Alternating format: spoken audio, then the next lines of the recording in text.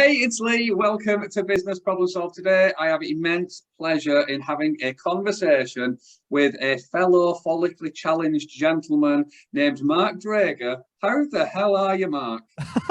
Lee, I'm amazing. Now, I've listened to your podcast in the past, and this isn't the first time that you introed a podcast talking about people's hair. So I think No, you're that dead right. you're a bit obsessed. Yeah, I am. Yeah, so normally, it's a really great point, actually, because normally I have her envy with a number of people that I speak to, but Yeah. today we have something in common, and that is a lack of her. Can you actually grow her, and is it a personal choice, or has it stopped growing?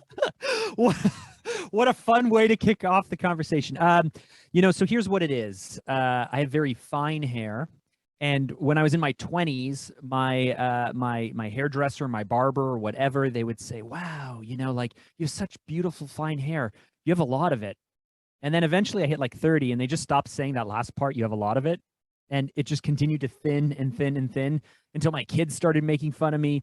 And I had to like smoosh it together into a faux hawk to try and make it look like I had hair. So Yeah. I can grow hair pretty well on some parts of my head, just not everywhere. Yes, I feel your pain. I mean, I am amazing at growing hair from the eyebrows down, right? Honestly, anywhere from the eyebrows down, I have got absolutely no issues. Take off your shirt. Let's see your chest. Yeah. Let's go. It's the first time we've met, Mark. I'm not as forward as you. The first time we've met, I'll yeah, maybe I know it's the British type, right? You're a little more formal than us Canadians. So.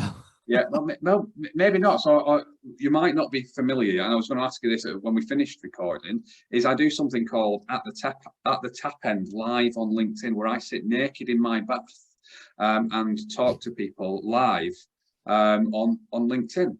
And so maybe that may be the opportunity where you see the hair from the eyebrows down. Anyway, enough about me. For those people who don't know who Mark Drager is, who is he? Yeah, so I own a marketing agency that I started back in 2006. It's a creative production company, and over the last 15 years, we've worked on thousands of projects for hundreds of different companies, ranging from huge ones like international brands and airlines and the NBA to small, tiny little pre-startups. So that's one version of me. I'm also a podcast host. I host a show called We Do Hard Things because I'm obsessed with helping people overcome fear and doubt and just the things that keep us trapped and hold us back. And for myself as well, on top of that, I've spent the last few years, because we had this little thing called the pandemic, right?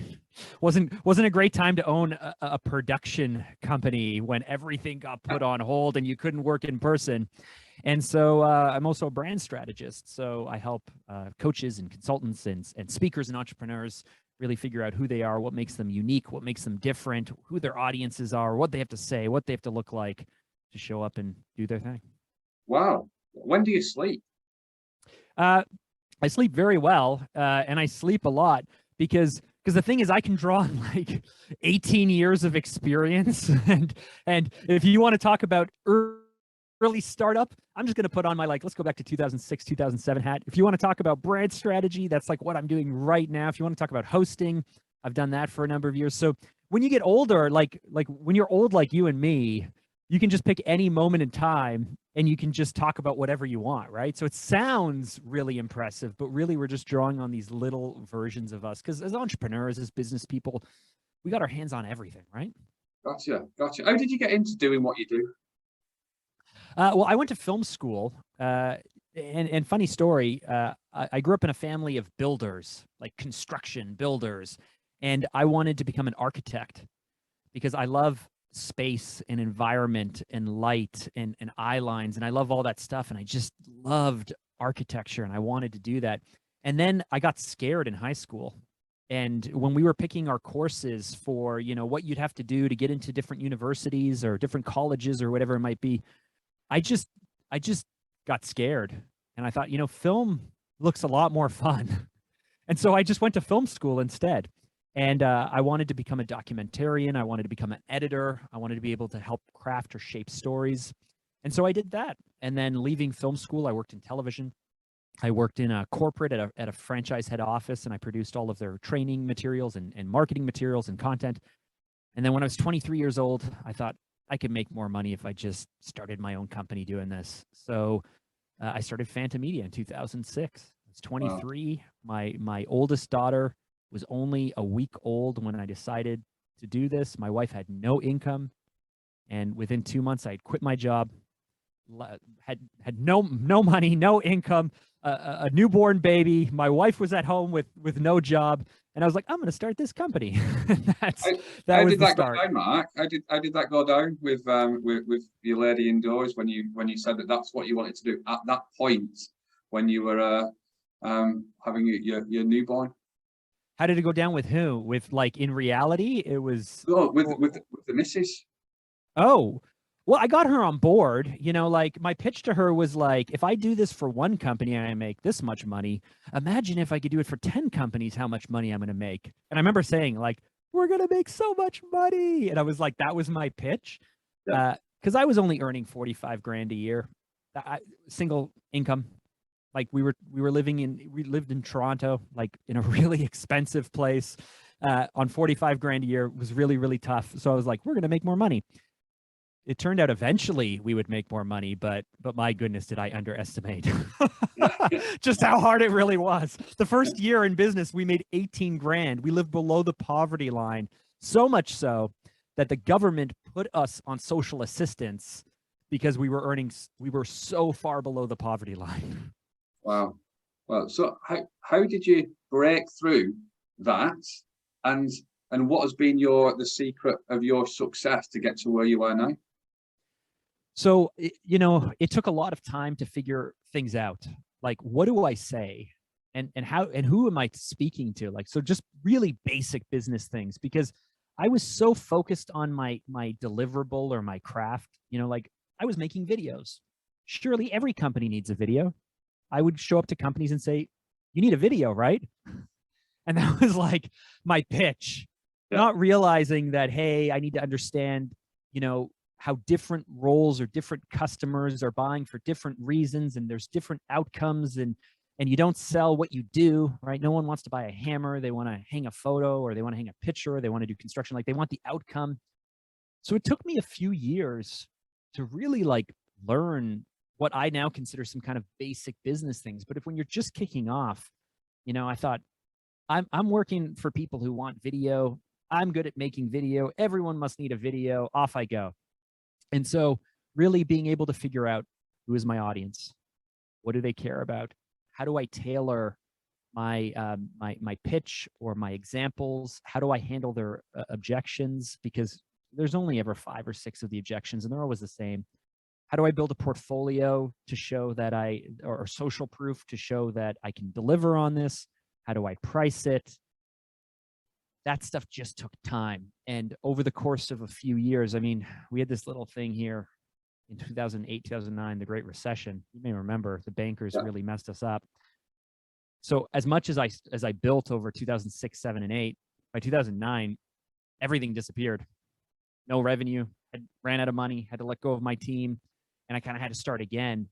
But that second time, it was easier, and it was better, and I knew more. And then in 2011 and 12, we started to pivot the company and go into more marketing and advertising services, which was, again, I could draw on my past experiences, my past challenges. And so really, to answer your question, the answer is, like, every 2 or 3 years to kind of tweak and change and react to competition in the marketplace, and just take comfort in knowing that the longer you're doing something, the more people know you for doing those things, the more repeat business, the more you create a name for yourself, the bigger your portfolio becomes, the more credibility you have. And each little pivot and each little tweak, you can say, well, this is kind of like what we had to do a few years ago. And so while you are always getting hammered with brand new things that you never saw coming, and that's your job as an entrepreneur, is to react and pivot and change, you can draw on your past experiences, and things just get a little, I don't know if they get easier, but you get stronger as you go. Yeah, so it all compounds, and I guess, so what was going through my mind when you were talking then is there's no such thing as an overnight success. And it's because of all of the work that you've put in, the contacts, the connections that you've built, the credibility that you've built over time. But if in fact, question number one, are there things like overnight successes or not? And if not, in fact, we'll stop at one question first, and then let's see where we go with that one. It's probably easier than me load you with 10 questions. So yeah, that's the first question. Overnight success, yes or no? Both, because the yes is you can show up like an overnight success because people won't see the work you've done in the background, but the work you've done in the background doesn't have to be a slog or even linear. Let me explain. You know, when I decided to get onto social media, people were like, what? Like, I looked on your profile and 3 months ago you had nothing, and now you're creating like the greatest content and the greatest videos, and it looks amazing. You know, when I launched my podcast, We Do Hard Things, day one, I already had a booking agent. And having that booking agent meant that I already had really high level guests like episode 1. So overnight success, yeah, when I stepped into this new thing. But what people aren't seeing, and what I have to always remind people of, is like, don't look at me. Like, I went to film school. I have 20 years of production experience. I have teams of people. I know how to do this. Like, if I sit down, I can edit an amazing video myself. So not overnight success, but anything new that I choose to step into, if I'm really smart about it and I draw on my past experiences, yes, overnight success. So the musician who spent 20 or 30 years practicing and getting better, who finally breaks through in that new band, I would say overnight success. But all those past experiences, sometimes even ones that you would never even see coming, help support that version of you you're turning into. I love that. I love that a lot, because there's a lot of people that listen to this. When I say there's a lot of people that listen to this podcast, my mum and a few friends listen to this podcast, and I'm only joking. And they've all got various experience doing the things that they do, but they might not be as successful as they want to be. And in fact, actually, I'll use myself as a case study here, right? So 14,000 LinkedIn connections, a podcast that's been downloaded in 155 different countries, probably the majority of them only once, but it's still a stat I can use. Well, your mom must travel to a lot of different countries. Very well traveled, but that's another story for another time. And I guess so. Some people may look at me and think, okay, successful. I don't see myself as successful at all, because it depends on your definition of success and stuff. And there's different people at different stages of their journey. If you were to help and support somebody be more successful doing what they do with your solution and how you help them, how would you do that? So often when you're starting, you feel like you are so far behind. I feel this all the time. And so you can look at people who are ahead of you and either be inspired by them and say, if they've done it, I can do it too. Or you can look at people who are ahead of you and think, they're so far ahead of me. The competition's so tight, I will never get there. About a week and a half ago, I was in the US working behind the scenes at a book launch for Ed Milet. Are you familiar with Ed Milet? Yeah. So Ed was releasing his new book, and I'm connected with people who are connected to him. And so I'm at his book event. And so I'm in the green room, and Ed Milet's there, and Marie Forleo, and Dean Graziosi, and just tons and tons of names. And I'm watching speaker by speaker go up. I wasn't speaking, but I'm watching each of them go up, and they are just so good. They are amazing. And it's not that I'm getting imposter syndrome, but I'm starting to feel like they are 20, 25 years ahead of me, and they are so good. And the gap between where I am and where they are just feels like I can't cross that. Like maybe I can't hit that level. And so when we're starting out, or when we want to do this pivot, or when we want to hit the next level, or when we want to break through, what I don't think people realize, and I've kind of learned, is so much of this is how you show up. If you decide that you want to become the world's greatest plastic surgeon or doctor, well, then you're going to have to go to medical school. You're going to have to get credentials. You're going to have to practice. You're going to have to like get licensed. But if I decide that I want to become the world's greatest author, speaker, storyteller, app developer, entrepreneur, like whatever it is, and I don't have to get licensed, I don't have to go to school, I don't have to get accredited to it, so much of this is in how you show up. And you are in control of how you show up. So you can decide, I want to show up with confidence. I want to show up a certain way. I want to carry myself a certain way. I want to say certain things. I want to connect with this audience. And we can figure out who that audience is and what they care about. So now you're showing up, giving the audience what they want in the way that they want it. You can look at your competition, not to get intimidated or to copy them, but to figure out what they are doing so you can do things differently, so you can stand out. And knowing that when you look at these people in front of you, get inspired by them, start to emulate things that they've done, even though frankly, inside you think, I have no business. I don't have the years, I don't have the connections, I don't have the experience. You're inside, you're feeling like an imposter. But the truth is, if you don't let that show through, it's not faking it till you're making it. It's realizing that you can just choose one day to show up differently at a level much higher than you think you're even entitled to. And when you start doing this and start putting that out there from a brand, from a content point of view, whatever it is, people who are meeting you for the first time, and if it's authentic, naturally assume that this is all true. And like this, you can shift your credibility. You can like 5x, 10x, 20x how people see you. I'm so amazed that we can do this, and we can do it in authentic and real ways. So it's not manipulative and it's not lying. Yeah. But most people don't realize that it's as simple as just deciding how you want to show up and showing up that way. Okay, so Simon Sinek. Did I just melt your brain? No. So I'm just trying to, yes and no. So yeah, Simon Sinek popularized the golden circle and start with why. Yep. And why, how, and then what. And what you've just articulated there is the power of the how. Yeah. And how you show up, how you are, authentically or not. Where do you start?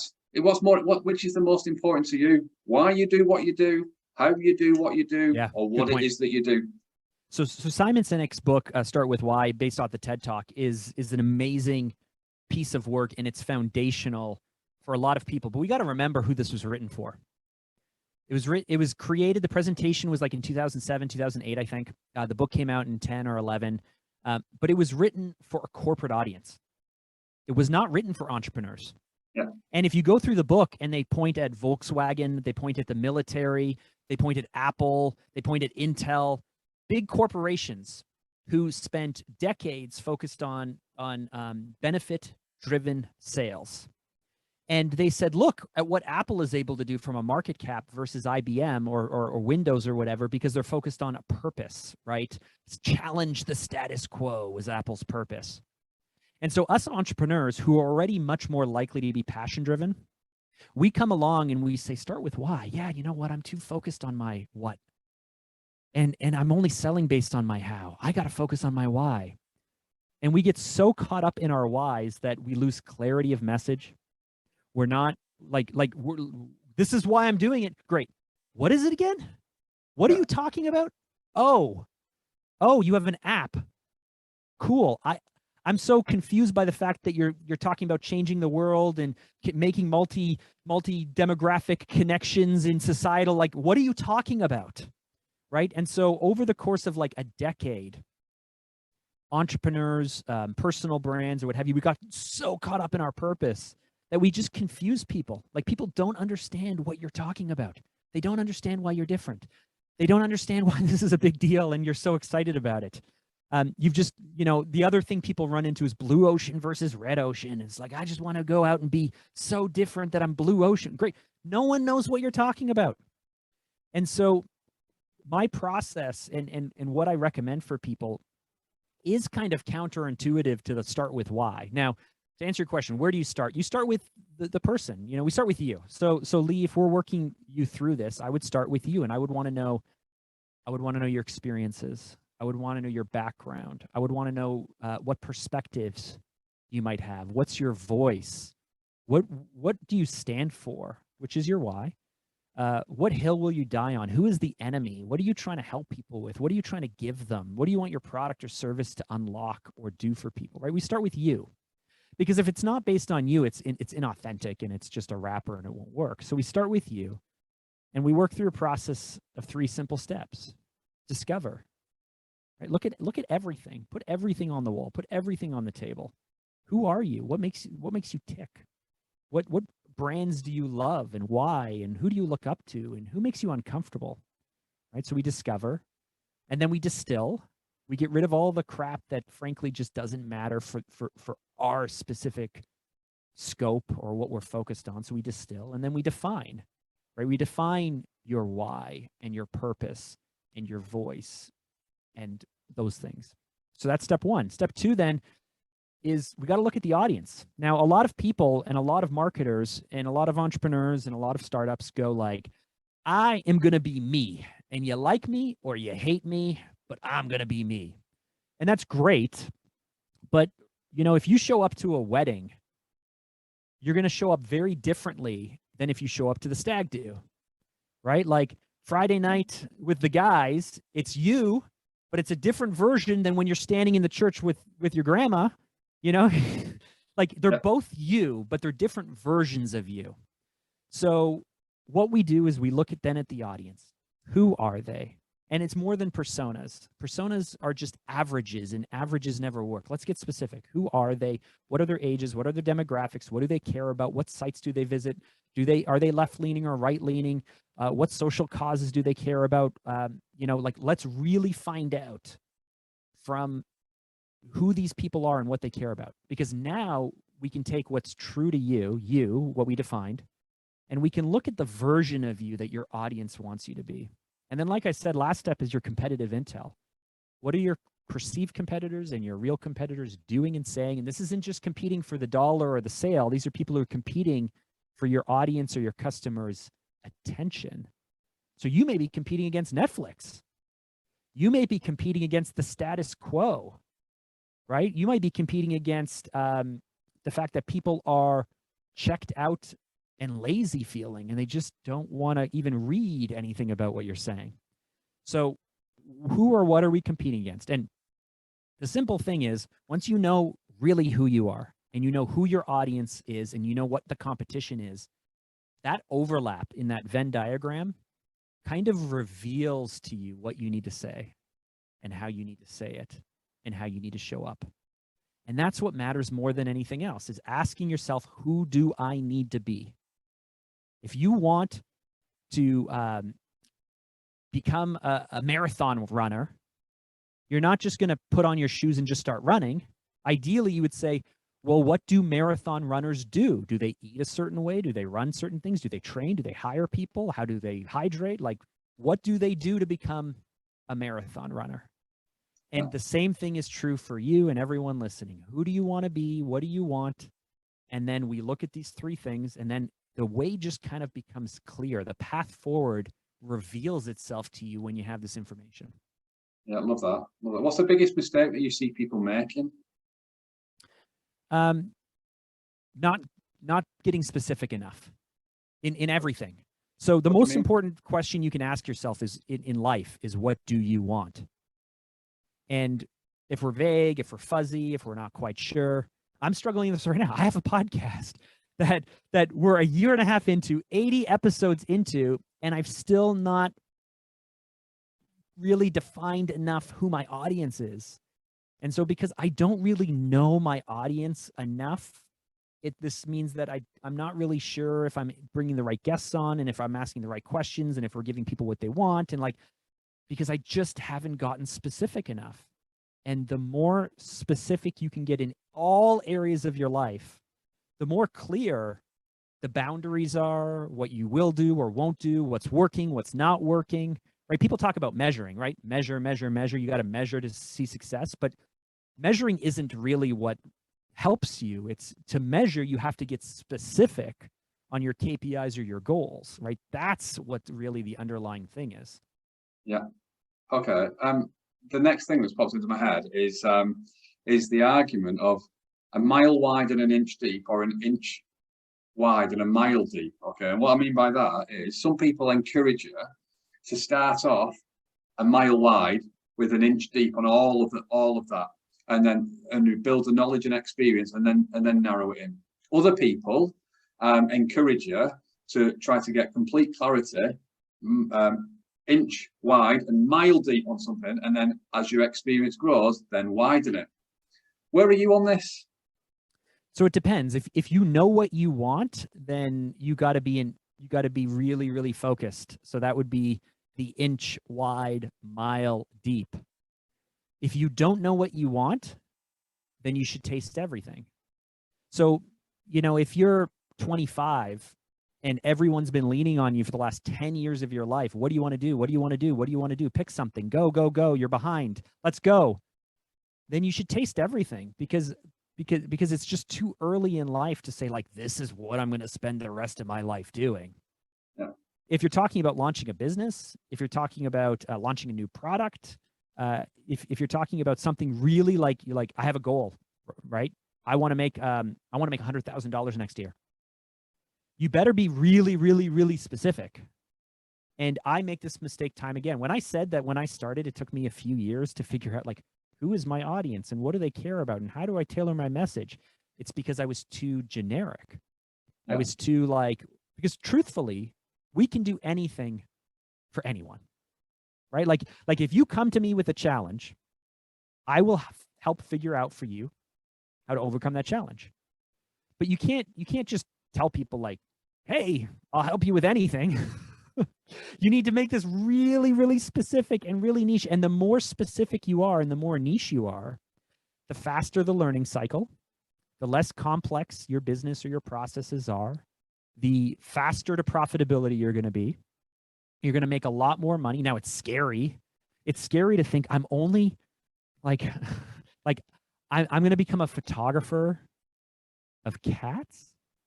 I'm only going to become a cat photographer, but I can take pictures of dogs, and I can take pictures of babies and mothers and weddings and funerals and corporate headshots and live events.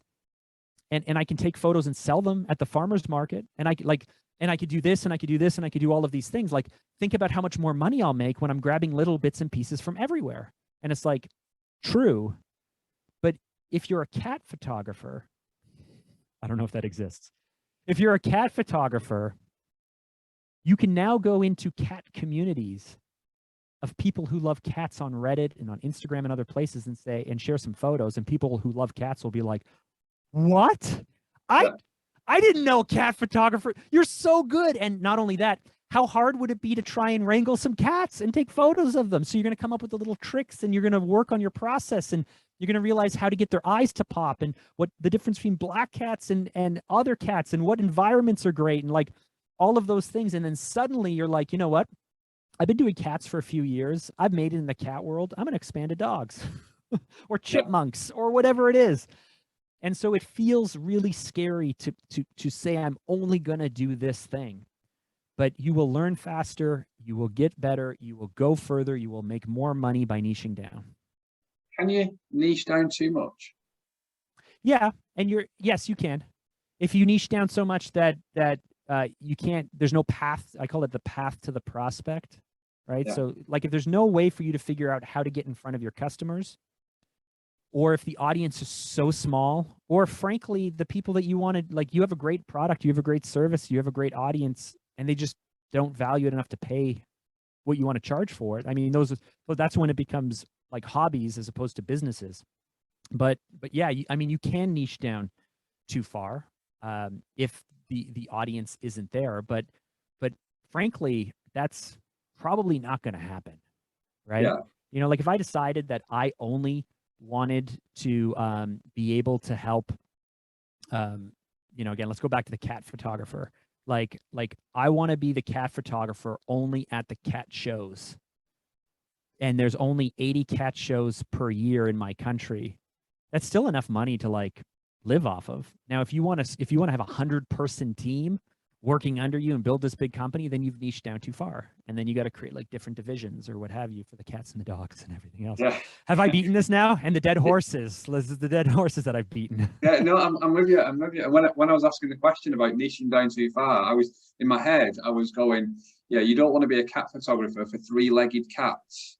And that would be because that would be, there's probably not enough three-legged cats, perhaps. Well, it depends. If are you so good?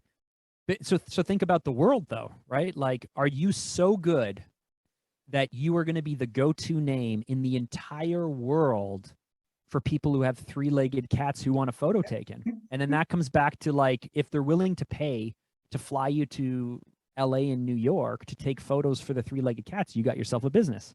If they're not willing to pay for it, then you don't. And then you got to kind of move back up again. Yeah, I love that. Love that. I mean, when we started this conversation 40 minutes ago, I wasn't ever thinking we would be debating the values of a three-legged cat photography business or not. So yeah, who knows? So Mark, just a couple of really quick questions just to finish. How would you describe yourself in 3 words? three words. Yeah. I've used 2 of them. I would say boisterous, smart,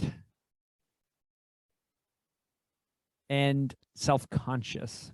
Oh, and what does a boisterous, smart, self-conscious Canadian have for his tea? So tea is evening meal. Dinner, yeah. My wife just got back from England on Monday.